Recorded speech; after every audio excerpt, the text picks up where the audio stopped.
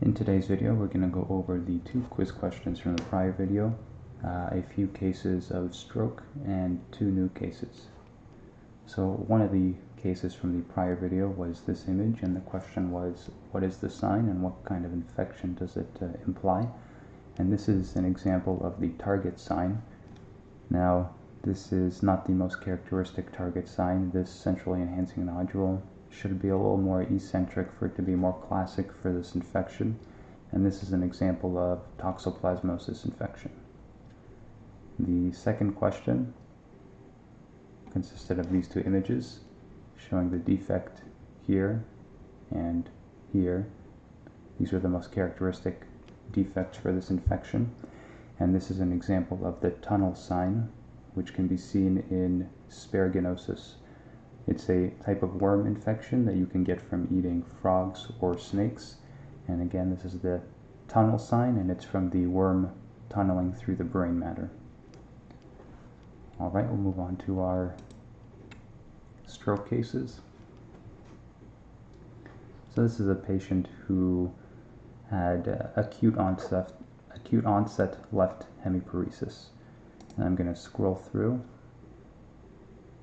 and give you a chance to see the entire brain, and we'll come back down, and then I'll bring it to the slice of interest.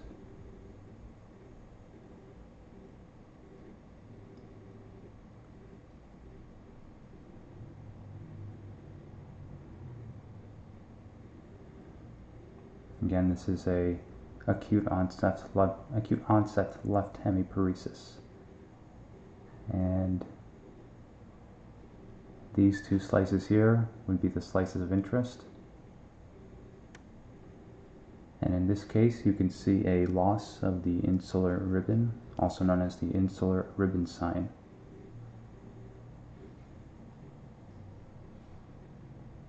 So that's over here. You can see loss of the gray-white matter differentiation in the region of the insular cortex, whereas on the normal side, you can see this nice thin gray-white matter differentiation. Here the cortex and deeper brain matter are normal. We'll take a look at another example of stroke. This is acute right-sided weakness, and this case is a little more obvious.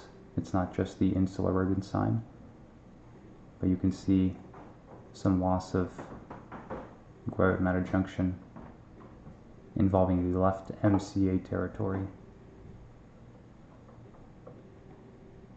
So again, normal insular ribbon, abnormal insular ribbon.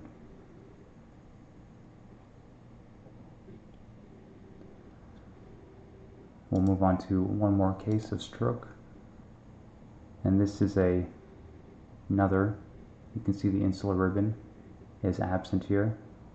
You can see a little more hypodensity in the region of the right middle cerebral artery. And then we have this finding here, which is known as the dense MCA sign, which is due to thrombus.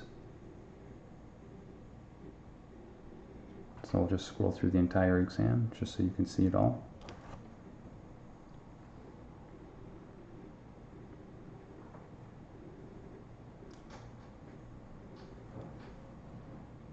Sometimes all you have is the insular ribbon sign, and that is it can be tough to pick up sometimes, but it can make a big difference. So those are our cases of ischemic stroke.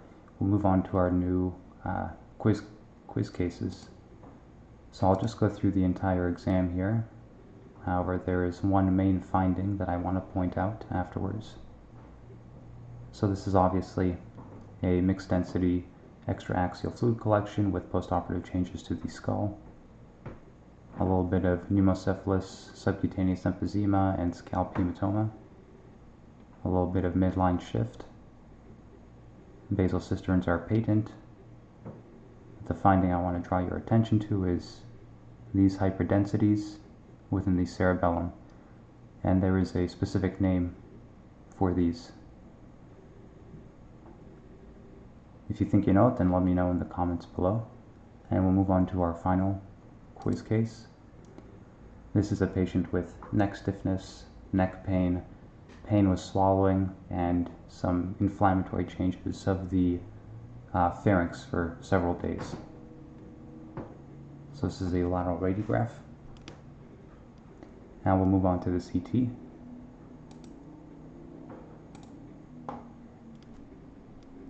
And I'll just go through the entire case here, just so you can see everything.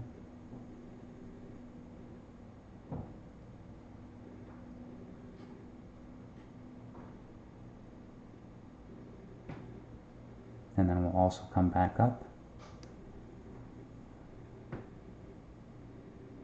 And I'm going to show you one slice from the sagittal sections. And that's all the information you're going to get.